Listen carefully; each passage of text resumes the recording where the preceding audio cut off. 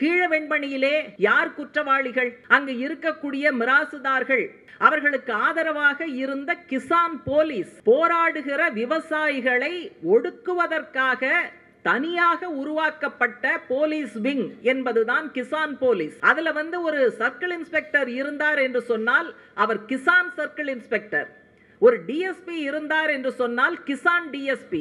எனவே விவசாயிகளுடைய எழுச்சி மேலெழுந்து விடக் கூடாது, அடக்க வேண்டும், ஒடுக்க வேண்டும் என்பதற்காக ஒரு தனி போலீஸ் பிரிவே உருவாக்கப்பட்டது.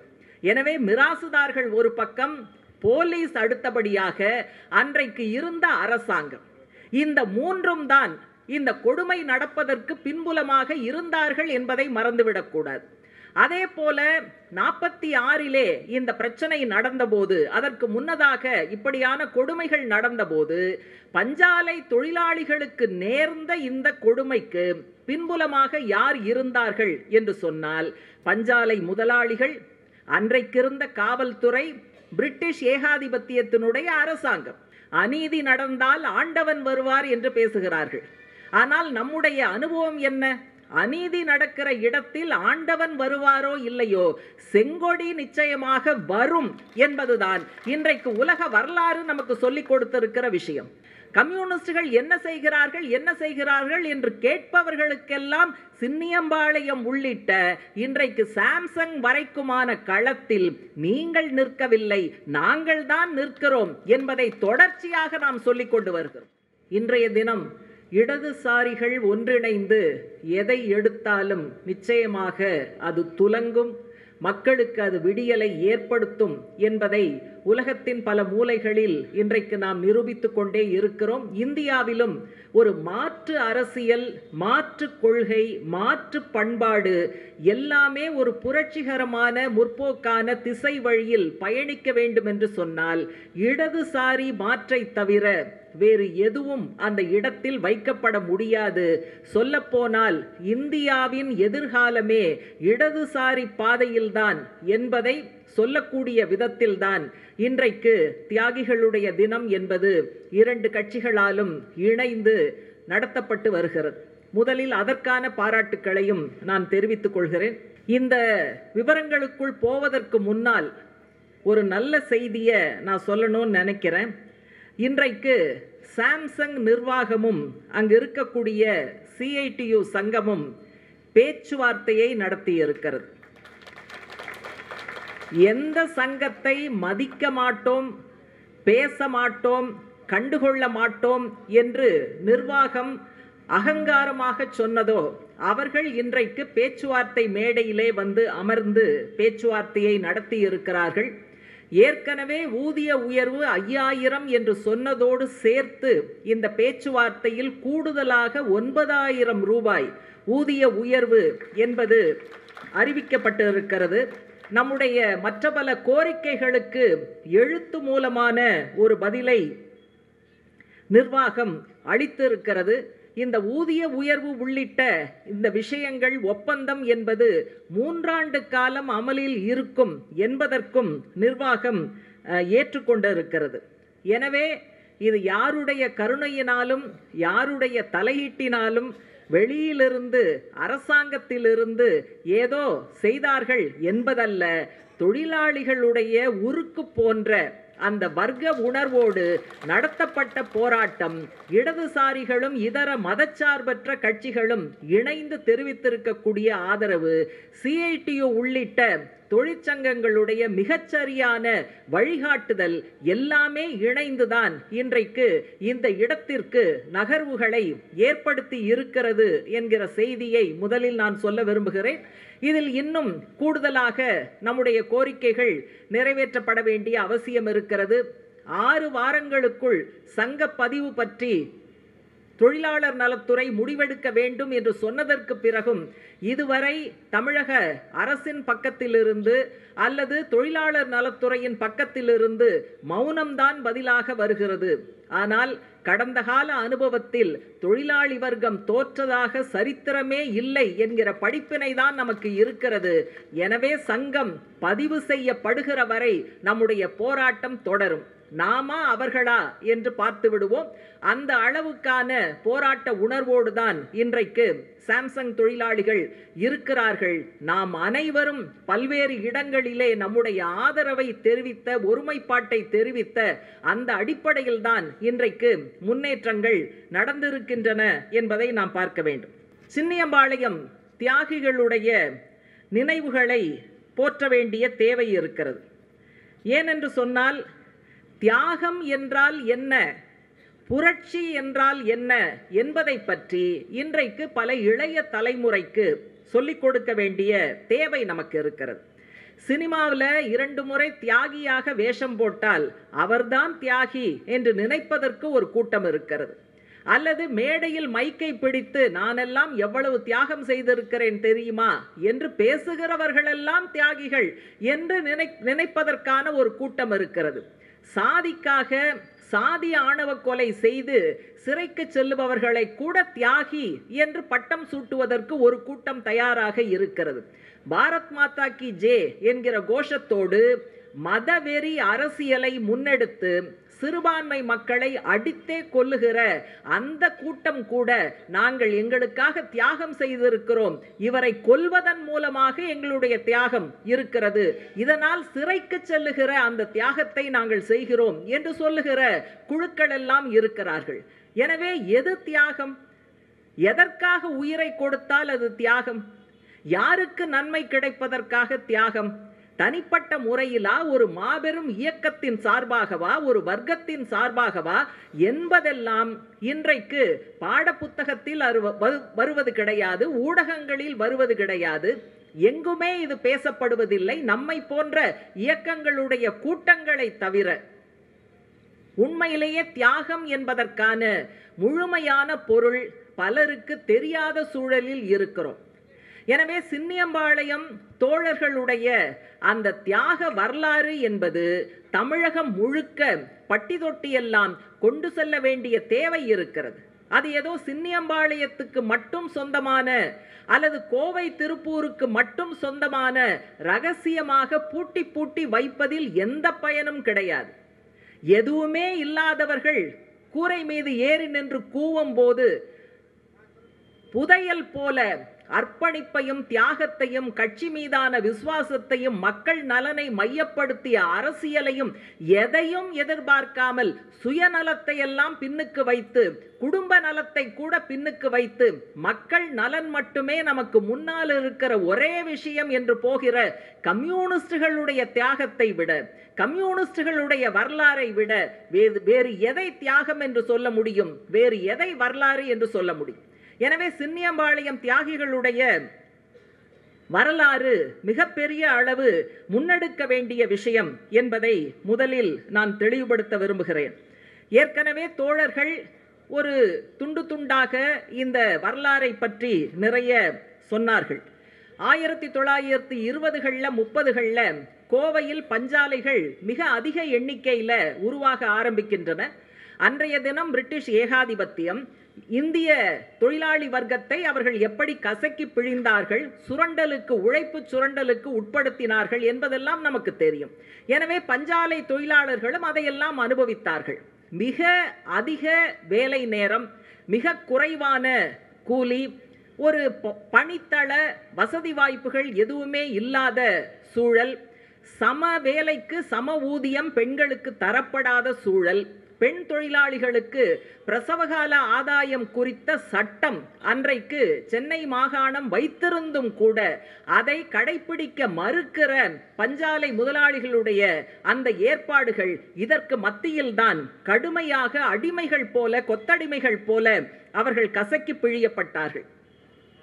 இந்த இடத்துல அதற்கு சில வருடங்களுக்கு பின்னால் நடந்த 46லே இந்த கொடுமை நடக்கிறது. அதுக்கு சில 20 ஆண்டுகள் கழித்து பின்னாலே நடக்கக்கூடிய கீழவெண்மணி, இப்போதுதான் டிசம்பர் 25 அதை நடத்தி முடித்துவிட்டு வந்திருக்கிறோம். கீழவெண்மணியிலே யார் குற்றவாளிகள்? அங்கு இருக்கக்கூடிய மிராசுதார்கள், அவர்களுக்கு ஆதரவாக இருந்த கிசான் போலீஸ், போராடுகிற விவசாயிகளை ஒடுக்குவதற்காக தனியாக உருவாக்கப்பட்ட போலீஸ் விங் என்பதுதான் கிசான் போலீஸ். அதில் ஒரு சர்க்கிள் இன்ஸ்பெக்டர் இருந்தார் என்று சொன்னால் அவர் கிசான் சர்க்கிள் இன்ஸ்பெக்டர். ஒரு டிஎஸ்பி இருந்தார் என்று சொன்னால் கிசான் டிஎஸ்பி. எனவே விவசாயிகளுடைய எழுச்சி மேலெழுந்து விடக்கூடாது, அடக்க வேண்டும், ஒடுக்க வேண்டும் என்பதற்காக ஒரு தனி போலீஸ் பிரிவே உருவாக்கப்பட்டது. எனவே மிராசுதார்கள் ஒரு பக்கம், போலீஸ் அடுத்தபடியாக அன்றைக்கு இருந்த அரசாங்கம், இந்த மூன்றும் தான் இந்த கொடுமை நடப்பதற்கு பின்புலமாக இருந்தார்கள் என்பதை மறந்துவிடக்கூடாது. அதே போல 46 இந்த பிரச்சனை நடந்தபோது, அதற்கு முன்னதாக இப்படியான கொடுமைகள் நடந்தபோது, பஞ்சாலை தொழிலாளிகளுக்கு நேர்ந்த இந்த கொடுமைக்கு பின்புலமாக யார் இருந்தார்கள் என்று சொன்னால், பஞ்சாலை முதலாளிகள், அன்றைக்கிருந்த காவல்துறை, பிரிட்டிஷ் ஏகாதிபத்தியத்தினுடைய அரசாங்கம். இன்றைக்கு சாம்சங்கில் நடந்த பிரச்சனைக்கு பின்னால் யார் இருந்தார்கள்? அங்கு இருக்கக்கூடிய பன்னாட்டு நிறுவனத்தினுடைய அந்த நிர்வாகம், அதே போல உள்ளூர் காவல்துறை, அதே போல அரசாங்கம். அதனால பல இடங்கள்ல அரசு அப்படின்னு சொன்னா அது ஏதோ நடுநிலை வகிக்கக்கூடியது, நமக்கெல்லாம் தள்ளி அப்பாற்பட்டு இருப்பது நம்ம நினைக்கிறோம். இல்லை, அரசு என்பது கண்டிப்பாக ஆளுகிற வர்க்கம் இதர பகுதி மக்களை ஒடுக்குவதற்கு பயன்படுத்துகிற ஒரு கருவி என்பதை அன்றிலிருந்து இன்று வரை கம்யூனிஸ்டுகள் சொல்லிக்கொண்டே இருக்கிறார்கள். எனவே அது சின்னியம்பாளையம் பிரச்சனையாக இருந்தாலும், இன்றைக்கு நடக்கிற சாம்சங் பிரச்சனையாக இருந்தாலும், நடுவிலே நடந்த கீழவன்மணி பிரச்சனையாக இருந்தாலும், அந்த நிர்வாகம், காவல்துறை, அரசாங்கம், இந்த மூன்றும் கூட்டாக குற்றவாளி கூண்டிலே ஏற்றி நிற்கப்பட வேண்டிய அமைப்புகளாக இருக்கின்றன என்பதை நாம் மறந்துவிடக்கூடாது. அன்றைக்கு பிரிட்டிஷ் ஏகாதிபத்தியம் இந்த வேலைகளை செவனே செய்தது. கடுமையான பணிச்சூழலில் பணியாற்றிய தொழிலாளிகள் யாராவது பாதுகாக்க வரமாட்டார்களா என்று ஏங்கி தவித்த போது, அநீதி நடந்தால் ஆண்டவன் வருவார் என்று பேசுகிறார்கள். ஆனால் நம்முடைய அனுபவம் என்ன? அநீதி நடக்கிற இடத்தில் ஆண்டவன் வருவாரோ இல்லையோ, செங்கொடி நிச்சயமாக வரும் என்பதுதான் இன்றைக்கு உலக வரலாறு நமக்கு சொல்லிக் கொடுத்திருக்கிற விஷயம். எனவே அன்றைக்கு கொத்தடிமை போல உழைத்து கொண்டிருந்த பஞ்சாலை தொழிலாளிகளுக்கு ஒரு விடியலை காட்டுவதற்காக, அவர்களை அணிதிரட்டுவதற்காக, வர்க்க போராட்ட பாதையிலே அவர்கள் பயணப்பட வேண்டும் என்பதற்காக கம்யூனிஸ்டுகள் தொழிலாளிகளுக்கான ஒரு சங்கத்தை 1936 துவங்கினார்கள். அதற்கு பிறகு நடந்த போராட்டத்தின் மூலமாகத்தான் பல்வேறு பகுதி தொழிலாளிகளுக்கு முன்னேற்றம் என்பது ஏற்பட்டது. இன்றைக்கு பல புதிய கட்சிகள் வருகிறார்கள், பல புதிய தலைவர்கள் வருகிறார்கள். அவர்கள் நாவன்மையை வைத்து மட்டும் அரசியலை செய்துவிட முடியும் என்று நினைக்கிறார்கள். ஒரு சிலர் களத்திற்கே வராமல் அறிக்கை விடுவதன் மூலமாக மட்டுமே அரசியல் செய்துவிட முடியும் என்று நினைக்கிறார்கள். போதாக்குறைக்கு கம்யூனிஸ்டுகள் என்ன செய்து விட்டார்கள்? கம்யூனிஸ்டுகள் எங்கே இருக்கிறார்கள்? சட்டமன்றத்தில் குறைவான எண்ணிக்கை, நாடாளுமன்றத்தில் குறைவான எண்ணிக்கை, எத்தனை மாநிலத்தில் அவர்கள் இருக்கிறார்கள் என்று எகத்தாளம் செய்கிற, ஏகடியம் செய்கிற இதர முதலாளித்துவ கட்சிகளை நாம் பார்க்கிறோம். கம்யூனிஸ்டுகள் என்ன செய்கிறார்கள் என்று கேட்பவர்களுக்கெல்லாம் சின்னியம்பாளையம் உள்ளிட்ட இன்றைக்கு சாம்சங் வரைக்குமான களத்தில் நீங்கள் நிற்கவில்லை, நாங்கள் தான் நிற்கிறோம் என்பதை தொடர்ச்சியாக நாம் சொல்லிக் கொண்டு வருகிறோம். ஆனால் கம்யூனிஸ்டுகள் எல்லா இடத்திலும் இருக்கிறோம், மக்களுக்காக நிற்கிறோம், அவர்களுடைய நலனை மையமாக வைத்ததுதான் எங்களுடைய அரசியல் என்பதை திரும்ப திரும்ப நிரூபித்துக் கொண்டே இருக்கிறோம் என்பதுதான். எனவே கம்யூனிஸ்டுகள் என்ன செய்கிறார்கள், எங்கே இருக்கிறார்கள் என்ற கேள்விகளை கேட்பதை நிறுத்துங்கள் என்பதைத்தான் இந்த கூட்டத்தின் மூலமாக சொல்ல விரும்புகிறோம். நீங்க ஒரு அரசியல் கட்சி கூட அந்த காலகட்டத்தில் துவங்கிடலாம், ஒரு தொழிற்சங்கத்தை நீங்கள் துவங்க முடியாது. கீழவெண்மணி சொன்னதை போல ஒரு விவசாய சங்கத்தை, ஒரு செங்கொடி சங்கத்தை நாம் துவங்கிவிட முடியாது. அது அவ்வளவு கடினமான விஷயம். ஆனா அதையெல்லாம் மீறிதான் அவங்க பண்ணாங்க. இன்றைக்கு இருக்கிற புதிய கட்சிகளுக்கும் தலைவர்களுக்கும் அதை பற்றி என்ன தெரியும்? அது குறித்த பாலபாடம் கூட தெரியாதவர்கள். பல கூட்டங்கள்ல நான் சொல்லியிருக்கேன், இந்த ஐடில எல்லாம் வேலை செய்யறவங்க தான் ஒர்க் ஃப்ரம் ஹோம்னு உட்காருவாங்க, வீட்டில் இருந்துகிட்டே வேலை பார்ப்பாங்க. ஆனா அரசியலை ஒர்க் ஃப்ரம் ஹோமாக செய்ய முடியுமா? கம்யூனிஸ்டுகள் களத்தில் நின்று அரசியல் செய்கிறோம். இப்படி பேசுகிறவர்கள் எல்லாம் ஒர்க் ஃப்ரம் ஹோமாக அரசியலை செய்து கொண்டு இருக்கிறார்கள் என்பதையெல்லாம் இளைஞர்களிடம், இளம் பெண்களிடம், மக்களிடம் எடுத்து சொல்வதற்கு இப்படிப்பட்ட தியாக வரலாறு என்பது கூடுதலாக உதவும். எனவே பல்வேறு சவால்கள், கொலை மிரட்டல்கள், பாலியல் துன்புறுத்தல்கள், பழிவாங்கும் நடவடிக்கைகள் காத்திருக்கின்றன என்கிற சூழலில் கூட கம்யூனிஸ்டுகள் அதையெல்லாம் எதிர்கொண்டு சங்கம் வைத்தார்கள் என்பது மிகப்பெரிய விஷயம். எனவே துணிச்சலை நீங்கள் யாரிடமிருந்து கற்றுக்கொள்ள வேண்டும் என்றால் கம்யூனிஸ்டுகளிடமிருந்து கற்றுக்கொள்ள வேண்டும். அஞ்சாமையை யாரிடமிருந்து கற்றுக்கொள்ள வேண்டும் என்றால் கம்யூனிஸ்டுகளிடமிருந்து கற்றுக்கொள்ள வேண்டும். தூக்கு மேடை ஏறுவதற்கு கூட தயங்காத நெஞ்சுரத்தை நீங்கள் யாரிடமிருந்து கற்றுக்கொள்ள வேண்டும் என்றால் கண்டிப்பாக கம்யூனிஸ்டுகளிடமிருந்து நீங்கள் கற்றுக்கொள்ள வேண்டும் என்பதை இன்றைக்கு மற்ற பல அரசியல் கட்சிகளுக்கு நாம் சுட்டிக்காட்ட விரும்புகிறோம். அந்த காலகட்டத்தில் நாம் நடத்திய பல போராட்டங்களின் காரணமாகத்தான் அன்றைக்கு ஒரு நபர் கமிஷன் என்பது அமைக்கப்பட்டது, நீதிபதி வெங்கட்ராமையா தலைமையில். குறிப்பிட்டு சொல்ல வேண்டிய விஷயம் என்னவென்று சொன்னால், நீதிபதி வெங்கட்ராமையா கமிஷனுக்கு முன்னால் தமிழகத்திலே கம்யூனிஸ்ட் இயக்கத்தினுடைய முன்னோடிகளில் ஒருவரான அருமை தோழர் பி ராமமூர்த்தி நேரடியாக சென்று பஞ்சாலை தொழிலாளிகள் படுகிற கஷ்டங்கள், அவர்களது கோரிக்கைகளை நேருக்கு நேராக தன்னுடைய வாத திறமையால் அந்த கமிஷனுக்கு முன்னால் வைத்தார்.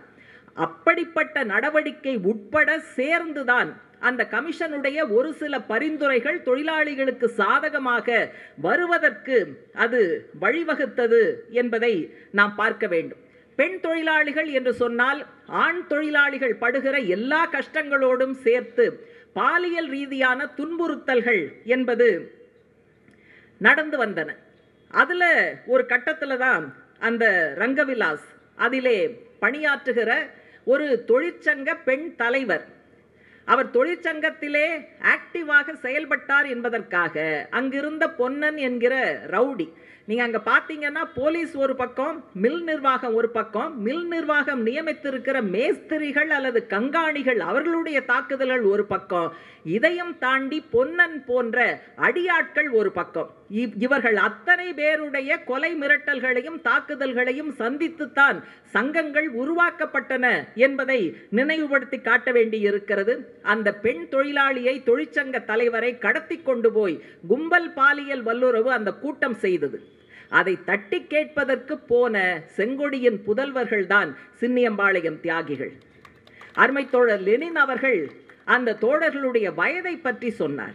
சாகிற வயதாது, திருமணமாகி குடும்பம் குழந்தைகளோடு வாழ்க்கையை ரசிக்க வேண்டிய, அனுபவிக்க வேண்டிய வயதில் இருப்பவர்கள் தூக்கு மேடை ஏறினார்கள். எப்பேற்பட்ட மகத்தான தியாகம்! இதைவிட பொது நலம் வேறு என்ன இருக்க முடியும்?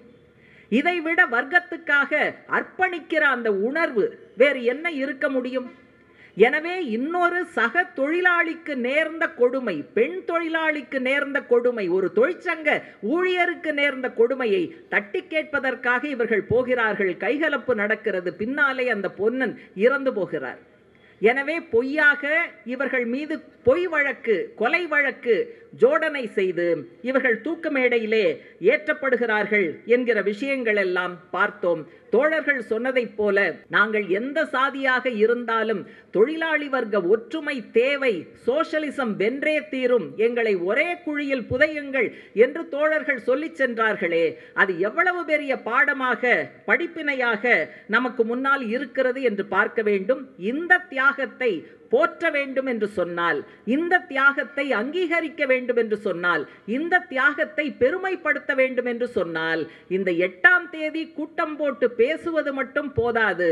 அவர்கள் விட்டு சென்ற பணிகள், எந்த வர்க்க ஒற்றுமைக்காக உயிரை கொடுத்தார்களோ அந்த வர்க்க ஒற்றுமையை பாதுகாப்பது, எந்த தொழிற்சங்க உரிமைக்காக அவர்கள் உயிரை கொடுத்தார்களோ அந்த தொழிற்சங்க உரிமைகள் இன்றைக்கு பாஜக ஆட்சியில் பறிக்கப்பட்டு கொண்டு இருக்கிறதே, பாசிச தன்மை கொண்ட நடவடிக்கைகளால் கருத்து சுதந்திரம் பறிக்கப்படுகிறதே, இதையெல்லாம் தட்டி கேட்டு பாதுகாப்பதுதான் அவர்களுடைய தியாகத்தை போற்றுவதற்கான ஒரே வழி என்று நாம் பார்க்க வேண்டும்.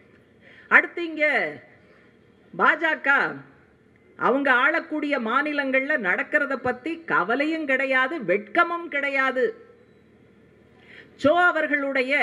துக்ளக் சோ அவர்களுடைய ஒரு நாடகம் பின்னால சினிமாவா வந்தது. அதனுடைய தலைப்பே யாருக்கும் வெட்கமில்லைங்கிறது தான். இது எந்த கட்சிக்கு மிகச்சரியாக பொருந்தும்னா, பாரதிய ஜனதா கட்சியில் இருக்கிற யாருக்கும் வெட்கமில்லை என்பதுதான் இன்றைக்கு இருக்கக்கூடிய சூழல். அண்ணாமலை சவுக்கால அடித்து கொண்டது பற்றி அநேகமாக இங்க பேசின எல்லாருமே சொன்னாங்க. அதுல ஒரு சில அம்சங்களை நான் சுட்டிக்காட்டணும்னு நினைக்கிறேன். ஒன்று, அவர் பயன்படுத்திய போராட்ட வடிவம் என்னங்கிறத பாருங்க. சவுக்கால் அடித்துக் கொள்வது, அறுபடை வீடுகளுக்கு வருவேன் என்பது, திமுக ஆட்சியை கீழே இறக்குகிற வரை செருப்பணிய மாட்டேன் என்று சொல்வது. நீங்க இதெல்லாம் பார்த்தீங்கன்னா மத சடங்கோடு சம்பந்தப்பட்ட விஷயம். இன்னும் சொல்ல போனா இதை நேர்த்திக்கடன் என்று சொல்லுவோம். அப்ப நேர்த்திக்கடனை ஒரு போராட்ட வடிவமாக, மதச்சடங்கை சம்பிரதாயங்களை ஒரு போராட்ட வடிவமாக அவர் மாற்றுகிறார் என்று சொன்னால், அரசியலும் மதமும் கலக்கிற இடம் இதுவாகவும் இருக்கிறது என்பதை கவனத்தோடு பார்க்க வேண்டும். ஒரு சில பேர் என்கிட்ட சொன்னாங்க, என்னங்க இப்படியெல்லாம் சவுக்கால அடிச்சுக்கிறது, அது வேற இப்போ வீடியோவில் வந்துருச்சு. அதில் என்ன தமாஷ்னா, இவர் சுற்றி ஒரு 5-6 பேர் தான் கண்ணுக்கு தெரியுது. ஒருவேளை பெரிய கூட்டம் கேமராவில் வராமல் பின்னால் எங்கேயாவது நின்றுச்சான்னு நமக்கு தெரில.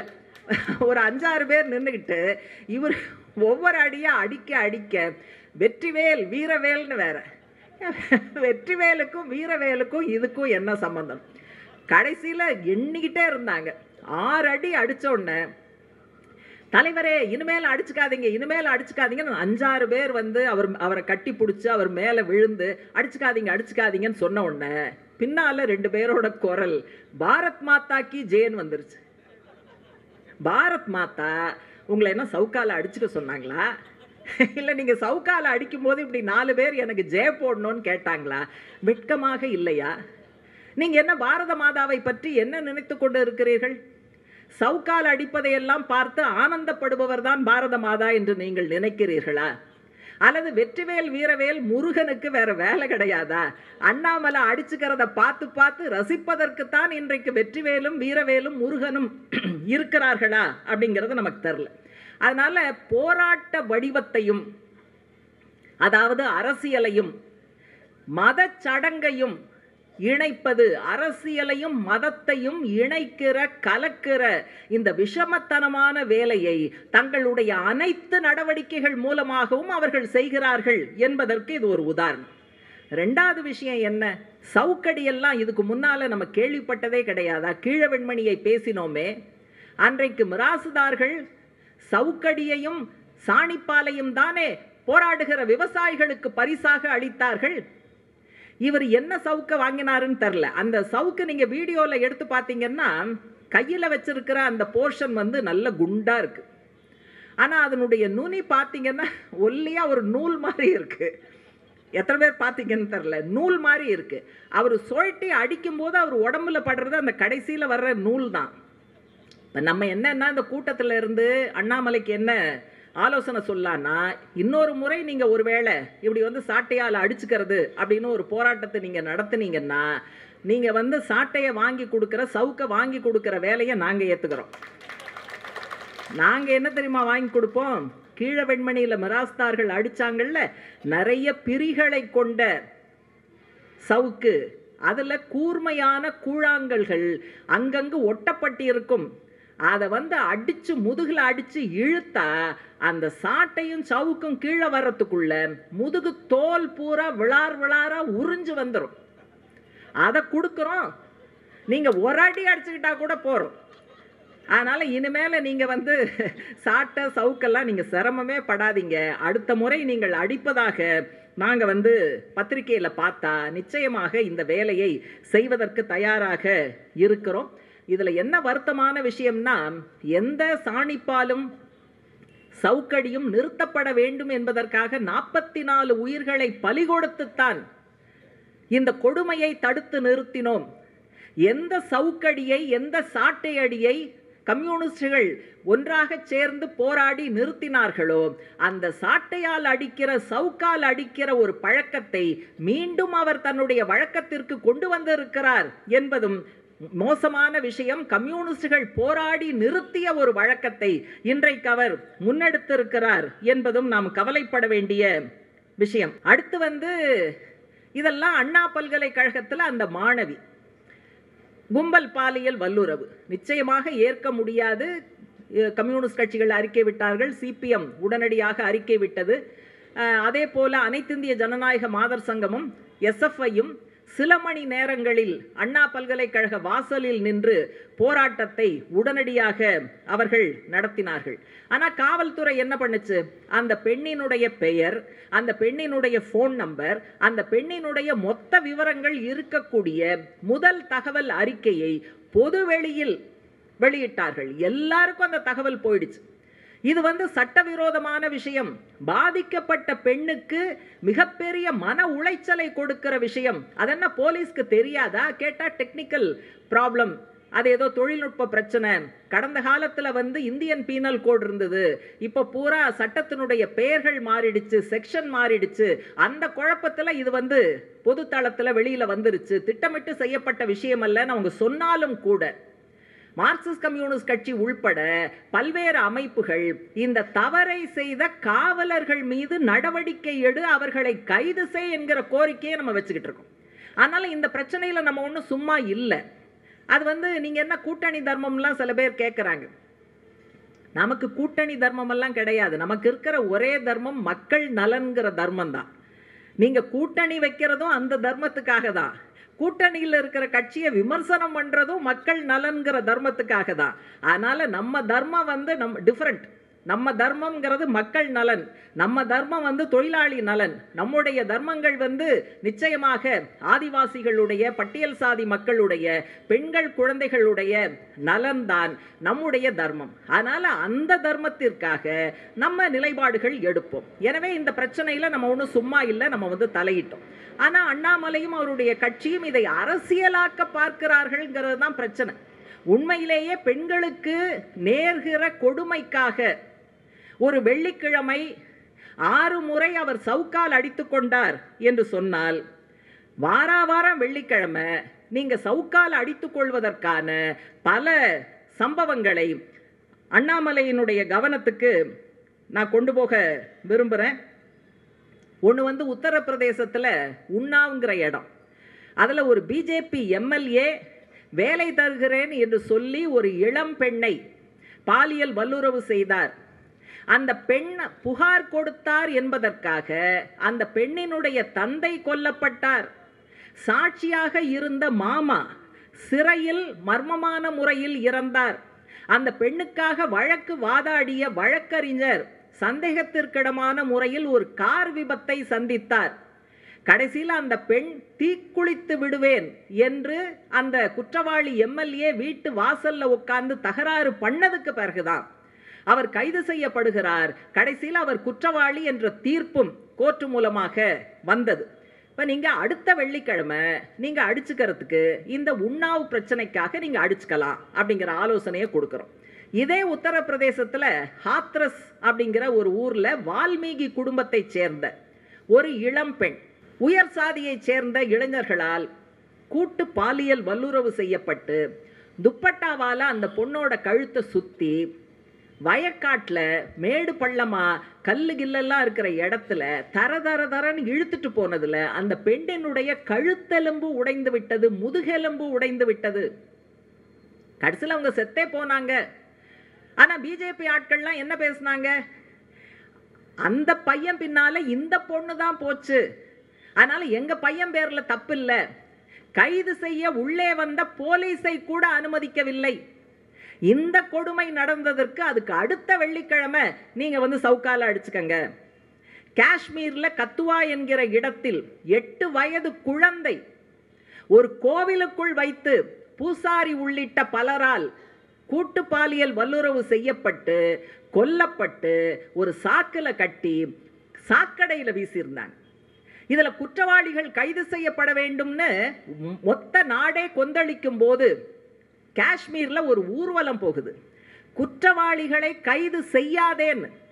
அந்த ஊர்வலத்தை தலைமை தாங்கி நடத்தியது யார்னா, அன்றைக்கு ஆட்சியில் இருந்த பிஜேபி அமைச்சர்கள் 2 பேர் தலைமையில் இவ்வளவு கோரமான குற்றத்தை செய்த மனித மிருகங்களை கைது செய்யாதே என்று ஊர்வலம் நடந்தது. இது நடந்ததற்காக இன்னொரு வெள்ளிக்கிழமை அண்ணாமலை அவர்களே நீங்கள் சவுக்கால் அடித்துக் கொள்ளுங்கள். அதே போல மற்போர் வீராங்கனைகள் எவ்வளவு கெஞ்சினார்கள், கதறினார்கள். ஒலிம்பிக் பதக்கம் வாங்கி இந்தியாவிற்கு பெருமை சேர்த்த அந்த வீராங்கனைகளை பாலியல் வல்லுறவு செய்தவரை கடைசி வரை நீங்கள் தொடவே இல்லையே. அவருடைய மகனுக்கு அந்த நாடாளுமன்ற தேர்தலில் நீங்கள் டிக்கெட் கொடுத்தீர்களே. இந்த கொடுமைக்காக இன்னொரு வெள்ளிக்கிழமை நீங்கள் தாராளமாக சவுக்கால் அடித்துக் கொள்ளுங்கள். ஆசாராம் பாப்பு என்கிற ஒரு துறவி அவருடைய ஆசிரமத்தில் இருந்த பக்தைகளை பாலியல் வல்லுறவு செய்தார் என்று குற்றம் சாட்டப்பட்டு கைது செய்து சிறையில் அடைக்கப்பட்டார். அன்றைக்கு பிஜேபி தலைவர்கள் என்ன தெரியுமா சொன்னாங்க?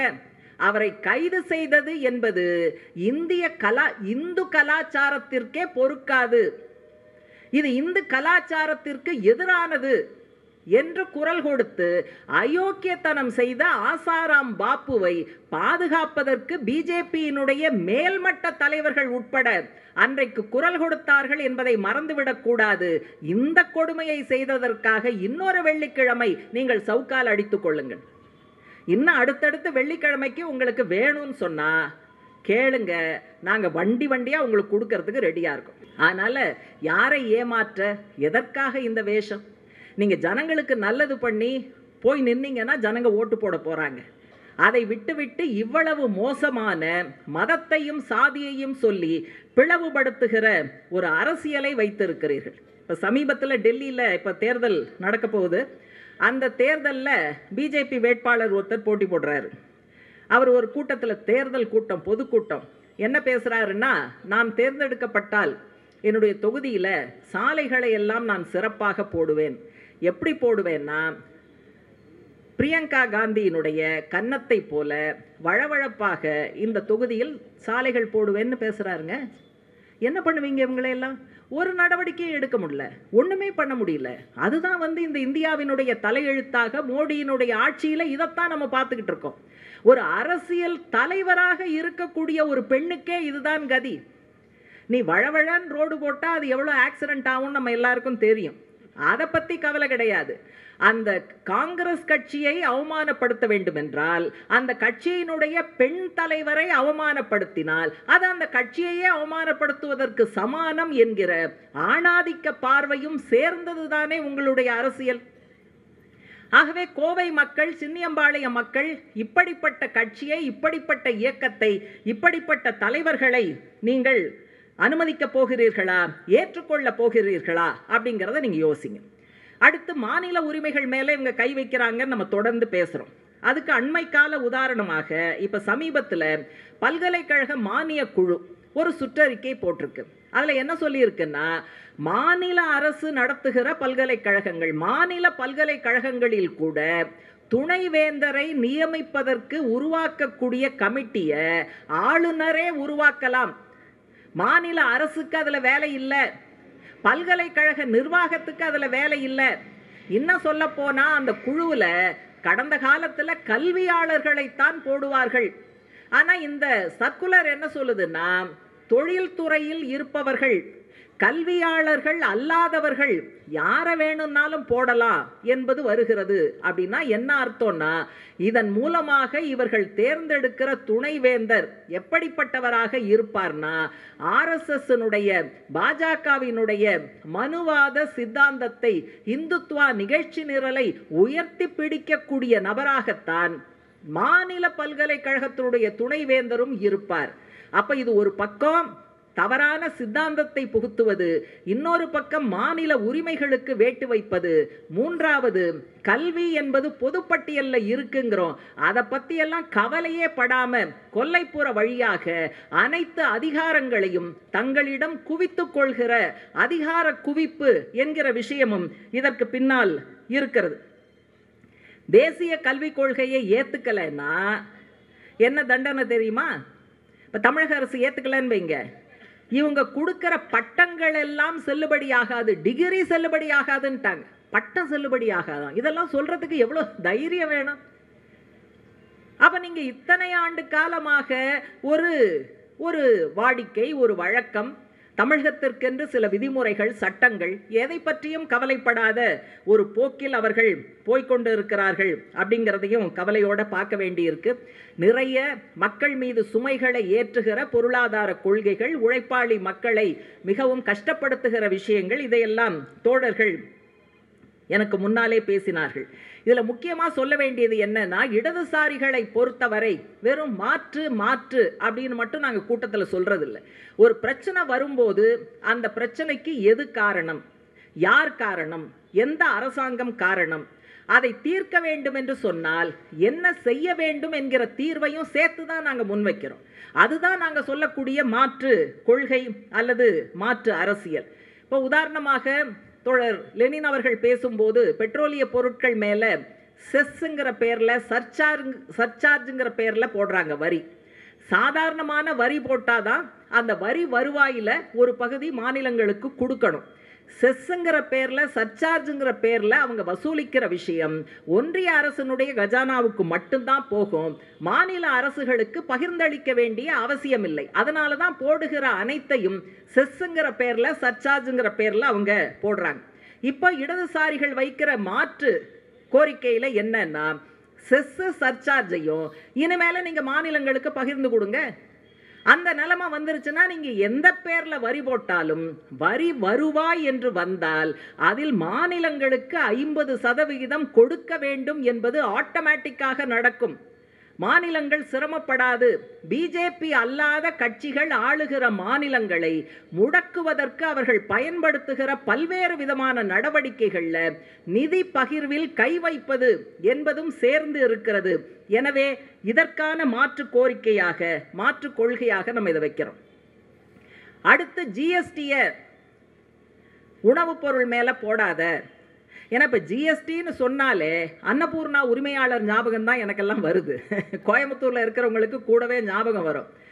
அவரை திட்டுன்னு திட்டிட்டு அவரை விரட்டி அடிச்சுட்டு அதுக்கப்புறம் நிர்மலா சீதாராமன்ட்ட கொண்டு வந்து நிறுத்துறாங்க. இழுத்து வரப்பட்டாரா, அழைத்து வரப்பட்டாரா, அச்சுறுத்தி கொண்டு வரப்பட்டாரா, மிரட்டி கொண்டு வரப்பட்டாரா என்னங்கிறது நமக்கு தெரியாது. வந்து அவர் மன்னிப்பு கேட்குற காட்சியையும் அதை வீடியோ எடுத்து அதை வெளியே விடுறாங்க. எவ்வளவு கேவலமான அரசியலை செய்பவர்களாக இருக்கிறார்கள். அப்ப இந்த ஜிஎஸ்டி, உணவுப் பொருள் மீது போடுகிற ஜிஎஸ்டிங்கிறது கடுமையான விலையேற்றத்திற்கு காரணமாக இருக்கிறது. உணவுப் பொருள் மேல ஜிஎஸ்டி போடாதீங்க. இதர பொருட்கள் மீது போடுகிற ஜிஎஸ்டியை சீரமைப்பு செய்யுங்கள் அப்படிங்கிற கோரிக்கையை இன்றைக்கு கம்யூனிஸ்டுகளும் இடதுசாரிகளும் ஒரு மாற்று கோரிக்கையாக வைக்கிறார்கள். அதனால அரசாங்கத்துக்கு வருவாய் வராது என்று ஒன்றிய அரசு கவலைப்பட்டால் அதற்கும் எங்கள் கைவசம் ஆலோசனைகள் இருக்கிறது. நீங்க யாரு மேல வரிய தாராளமா போடலான்னா அம்பானி, அதானி போன்ற சூப்பர் பணக்காரர்கள் மீது தனியாக வரி விதியுங்கள். உங்க கஜானா நிரம்பி வழிஞ்சு டெல்லியில ரோட்ல எல்லாம் வந்து ரூபா நோட்டு பறக்கும். அந்த அளவுக்கு சொத்து வைத்திருக்கிறார்கள். ஏன் அவங்க மேல வரி போட முடியல? அதானிங்கிற பேரையே பார்லிமெண்ட்ல சொல்ல முடியலங்க. பார்லிமெண்ட்ல சில வார்த்தைகள் சொல்லக்கூடாது. பொய் சொல்றாரு அப்படின்னு சொல்லக்கூடாது. நீலி கண்ணீர் வடிக்கிற, முதல கண்ணீர் வடிக்கிறன்னு சொல்லக்கூடாது. அது பாராளுமன்ற மரபை மீறிய செயலாகும். அதனால பொய் சொல்றேன்னு சொல்லாம உண்மைக்கு புறம்பாக மாண்புமிகு அமைச்சர் பேசுகிறார், உண்மைக்கு புறம்பாக மாண்புமிகு உறுப்பினர் பேசுகிறார் அப்படின்னு மாத்தி தான் பேசணும். இப்ப இதெல்லாம் ஓகே. ஆனா அதானி பேரை சொல்லக்கூடாதுன்னா அப்ப அதானி பேர் சொல்றதே வந்து அன்பார்லிமெண்ட்ரியா, பாராளுமன்ற மரபை மீறியதா? ஏன் பயப்படுறீங்க? ஒரு பக்கம் அதானி பேரை சொன்னா பயம், இன்னொரு பக்கம் அம்பேத்கர் பேரை சொன்னாலும் பயம். இது என்ன, இந்த ரெண்டுத்துக்கும் ஏணி வச்சாலும் எட்டாது. அம்பேத்கர் பேரை சொன்னா இவர்களுக்கு எதிராக அணி சேர்ந்து விடும் என்பதற்காக சொல்லாதே. அதானி பெயரை சொன்னால் கூட்டுக்களவாணியாக இருக்கிற நம்முடைய பிரதமர் உட்பட மாட்டிக்கொள்வார் என்பதற்காக அதானி பெயரை சொல்லாதே. இப்படித்தான் அவர்களுடைய நடவடிக்கை என்பது இருக்கிறது. எனவே வரி போடுவதை நிச்சயமாக அம்பானிக்கும், அதானிக்கும், டாட்டாவுக்கும், பிர்லாவுக்கும், மிட்டலுக்கும் வலிப்பது போல நீங்கள் போடுங்கள் என்று கம்யூனிஸ்ட் கட்சிகள் சொல்கின்றன. அதே போல விலைவாசி உயர்வுக்கு முக்கியமான காரணம் இன்றைய காலகட்டத்தில் பெட்ரோல் டீசல் விலையேற்றம். எப்ப கேட்டாலும் என்ன சொல்லுவாங்க, சர்வதேச கச்சா எண்ணெய் விலை அதிகரித்து விட்டது, பீப்பாய்க்கு இவ்வளவு டாலர், அதனால தான் நாங்கள் அதிகப்படுத்துறோம். கடந்த ஏப்ரல் மாதத்திலிருந்து சர்வதேச கச்சா எண்ணெய் விலை 18% குறைந்திருக்கிறது. அப்ப நீங்க சில்லறையா பெட்ரோலும் டீசலும் பங்க்ல கொடுக்கறாங்கல்ல, அதுல 18% விலை குறையணுமா வேண்டாமா? பெட்ரோல் டீசல் விலை குறைந்தாலே தோழர்களே அத்தியாவசிய பொருட்களுடைய விலைகள் கண்டிப்பாக குறையும். இது ஒண்ணு கம்பசூத்திரம் கிடையாது, புரிஞ்சுக்கிற கஷ்டமெல்லாம் கிடையாது. வேற யார் இப்படிப்பட்ட கோரிக்கையை சொல்றா? நாம் தான் இதை சொல்கிறோம். அதே போல கடைசியாக ஒரு மாற்று கொள்கை என்று சொல்லும் போது நம்முடைய நாட்டினுடைய கனிம வளங்கள் சம்பந்தப்பட்டது. மதுரை மேலூர் பக்கத்தில் அரிட்டாப்பட்டியில் இன்றைக்கு மக்களுடைய பேரெழுச்சி. இதை முதலில் வெளியே கொண்டு வந்தது அங்கு இருக்கிற சிபிஎம் நாடாளுமன்ற உறுப்பினர் அருமை தோழர் சு வெங்கடேசன். பல்வேறு கட்சிகள் அதை வேதாந்தாவுக்கு குத்தகைக்கு விடக்கூடாது என்கிற நிலைப்பாட்டை எடுத்தார்கள். தமிழக அரசும் அந்த நிலைப்பாட்டை எடுத்திருக்கிறது. மிகச் சிறப்பான விஷயம், தமிழக சட்டப்பேரவையில் இதை எதிர்த்து ஒரு மனதாக ஒரு தீர்மானம். மற்ற பல மாநிலங்களில் இது நடப்பதற்கு வாய்ப்பில்லை, ஆனால் தமிழக சட்டப்பேரவையில் இது நடைபெற்றது என்பதெல்லாம் பாராட்டுக்குரிய விஷயம். ஆனால் இந்த இடத்துல நாங்கள் என்ன சொல்ல விரும்புகிறோம், வேண்டாம் என்று சொன்ன பல கட்சிகள் பல காரணங்களுக்காக வேண்டாம் என்று சொன்னார்கள். ஆனால் கம்யூனிஸ்டுகள் தனியாருக்கு இதை குத்தகைக்கு விடக்கூடாது என்று சொன்னது ஒரு கொள்கை அடிப்படையிலான முடிவு. இப்படிப்பட்ட டங்ஸ்டன் போன்ற அரிய கனிம வளங்கள் தோண்ட தோண்ட வந்து கொண்டே இருக்காது. அது அட்சய பாத்திரம் அல்ல. ஒரு சில ஆண்டுகள் தோண்டிய பிறகு அது முடிந்துவிடும். எனவே இயற்கை வளங்களை ஏற்றுமதி செய்யக்கூடாது, இயற்கை வளங்களை, கனிம வளங்களை தனியாருக்கு கொடுக்கக்கூடாது. அது மக்களின் சொத்தாக அரசனுடைய கையில் தான், பாதுகாப்பில் தான் இருக்க வேண்டும் என்கிற ஒரு பிரின்சிபிள்டு பொசிஷன், கொள்கை ரீதியான நிலைப்பாடு கம்யூனிஸ்டுகளை தவிர வேறு எந்த கட்சியும், எதிர்க்கிற கட்சிகள் கூட எடுக்கவில்லை என்பதை சுட்டிக்காட்டுகிறோம். இந்த மாதிரி பல விஷயங்களை சொல்ல முடியும். எனவே ஒரு தமிழகத்திற்கு தேவையான, இந்தியாவிற்கு தேவையான மாற்று அரசியலை மட்டுமல்ல, மாற்று கொள்கைகளை முன்னிறுத்துகிற இயக்கங்களாக நாம் தான் இருக்கிறோம். கடைசியாக அதில் என்ன சொல்ல வேண்டி இருக்குன்னா, இப்போ சிபிஎம்மினுடைய மாநில மாநாடு விழுப்புரத்தில் நடந்து முடிந்தது. அதில் எங்களுடைய முன்னாள் மாநில செயலாளர் அருமைத்தோழர் பாலகிருஷ்ணன் அவர்கள் காவல்துறையினுடைய அத்துமீறல்கள் குறித்து பேசியது இப்போ திமுகவுக்கும் சிபிஎம்முக்கும் இடையிலான வாத பிரதிவாதமாக நடக்கிறது. நாங்கள் ஒரு கட்சிங்கிற முறையில் எங்கள் நிலைப்பாட்டை சொன்னோம், திமுக ஒரு கட்சிங்கிற முறையில் அவர்களுக்கு பதில் சொன்னார்கள். இதில் தோழமைக்கு இலக்கணமா அதுவா இதுவாங்கிற கேள்வியெல்லாம் எனக்கு புரிய மாட்டேங்குது. இது திமுக என்கிற கட்சி தனி, சிபிஎம்ங்கிற கட்சி தனி, சிபிஐங்கிற கட்சி தனி, மதிமுக தனி, விசிக தனி. ஒவ்வொரு கட்சிக்கும் ஒரு கொள்கை உண்டு, ஒவ்வொரு கட்சிக்கும் ஒரு கோட்பாடு உண்டு. அரசியல் நிகழ்வுகளில், பொருளாதார பிரச்சனைகளில், கலாச்சார விஷயங்களில் ஒவ்வொரு கட்சிக்கும் ஒரு நிலைப்பாடு உண்டு. தேர்தல் உறவுகள் வருகிறது என்பதற்காகவே ஒரு கட்சி அல்லது ஒரு அரசாங்கம் எடுக்கிற எல்லா நடவடிக்கைகளையும் ஆதரிப்பது என்பது எப்படி முடியும்? தனித்தனி கட்சியாக இருப்பவர்கள் எல்லா விஷயத்திலும் ஒத்த நிலைப்பாடு எப்படி எடுக்க முடியும்? ஆனால் எங்களுடைய மாநில மாநாட்டில் ஒரு விஷயத்தை தெளிவுபடுத்தி இருக்கிறோம். திமுகவோடு, திமுக அரசாங்கத்தோடு சில விஷயங்களில் மார்க்சிஸ்ட் கட்சி ஒத்துழைக்கும், கோஆபரேஷன், சில விஷயங்களில் ஆதரிக்கும், சப்போர்ட், சில விஷயங்களில் வேறுபடுத்தி காட்டும், டிமார்கேஷன், சில விஷயங்களில் மக்களை அணிதிரட்டி போராடும், ஸ்ட்ரகிள். எனவே கோஆபரேஷன், சப்போர்ட், அதே போல டிமார்கேஷன், அடுத்தது கடைசியாக ஸ்ட்ரகிள். இந்த நான்கும் எதற்கு ஒத்துழைப்பு? ஒன்றிய அரசினுடைய பல்வேறு மோசமான திணிப்புகள், அது மொழி திணிப்பாக இருந்தாலும் வேறு எந்த திணிப்பாக இருந்தாலும் அதை இந்த அரசு எதிர்க்கும் போது அவர்களோடு ஒத்துழைப்போம். மகளிருக்கு 1000 ரூபாய் உரிமை தொகை போன்ற பல்வேறு நலத்திட்டங்களை இந்த அரசு கொண்டு வரும்போது ஆதரிப்போம், வரவேற்போம். சொத்து வரி, குப்பை வரி மாதிரியான விஷயங்கள் வரும்போது அதிலிருந்து நாங்கள் விலகி நிற்போம், அது சரியல்ல என்று வேறுபடுத்தி காட்டுவோம்.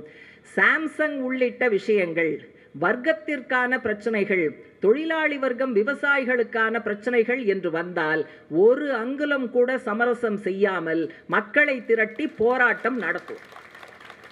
ரொம்ப சிம்பிள். இது தோழர் லெனின் சொன்னதை போல அவர் கரெக்டான வார்த்தை தான் பயன்படுத்தினார். இது திமுகவை எதிர்த்த ஒரு பொலிட்டிக்கல் ஃபைட்டாக, அரசியல் போராட்டமாக பார்க்க வேண்டும். இதுதான் ஒரு ஃப்ரேம் ஒர்க். அதனால தேர்தல் உறவுகள் மற்ற பல விஷயங்கள்ல நம்ம உறவு வைக்கும் போது, தொடர்பு வைக்கும் போது வழிகாட்டுவதற்கான ஒரு சட்டகம், ஃப்ரேம் ஒர்க் வேணும். இதுதான் சிபிஎம்னுடைய ஃப்ரேம் ஒர்க். இதை எந்த இடத்துல வேணாலும் எங்களால சொல்ல முடியும். அதுக்குள்ள கூட்டணிக்குள்ள குழப்பம் வந்துருச்சு, அடுத்த சட்டமன்ற தேர்தலில் என்ன பண்ண போறீங்க அப்படிங்கிற கேள்விகள்லாம் வருது. அதுக்கும் இதுக்கும் சம்பந்தம் இல்லை. எந்த பிரச்சனை வந்தாலும் இந்த அடிப்படையில் தான் சிபிஎம்னுடைய நிலைப்பாடு அமையும். ஆனால் பிஜேபி எதிர்ப்பு, பிஜேபியை தனிமைப்படுத்துவது, தோற்கடிப்பது, பிஜேபியை மட்டுமல்ல அவர்களோடு சேர்ந்து வருகிற கூட்டணி கட்சிகளையும் எதிர்ப்பது என்பதில் எந்த விதமான தயக்கமோ தடுமாற்றமோ இல்லை என்பதையும் இந்த கூட்டத்தின் மூலமாக தெளிவுபடுத்த விரும்புகிறோம். எனவே மாற்று அரசியலை முன்வைக்கிற இடதுசாரி மாடல் தான் இன்றைக்கு இந்தியாவுக்கு தேவைப்படுகிற மாடல். அவரவர் மாடலை சொல்லட்டும். உலக அளவில் வெற்றி பெற்ற மாடலாக சோஷலிஸ்ட் மாடல், இடதுசாரி மாடல் தான் இருக்கிறது. அந்த மாடல் இந்தியாவிற்கு விரைவாக வருவதற்கு, தமிழகத்திலே அதனுடைய அம்சங்கள் காலூன்றுவதற்கான ஏற்பாடுகளை நம்முடைய 2 கட்சிகளும் இணைந்து செய்ய வேண்டும். சின்னியம்பாளையம் தோழர்களுடைய தியாகம் இந்த புரட்சிகர பயணத்திற்கு மிகப்பெரிய அளவு உதவும் என்று நம்பிக்கை தெரிவித்து, சிறப்பான இந்த கூட்டத்தை, நிகழ்ச்சியை ஏற்பாடு செய்த 2 கட்சிகளுக்கும் என்னுடைய பாராட்டை தெரிவித்து வாய்ப்புக்கு நன்றி சொல்லி நிறைவு செய்கிறேன்.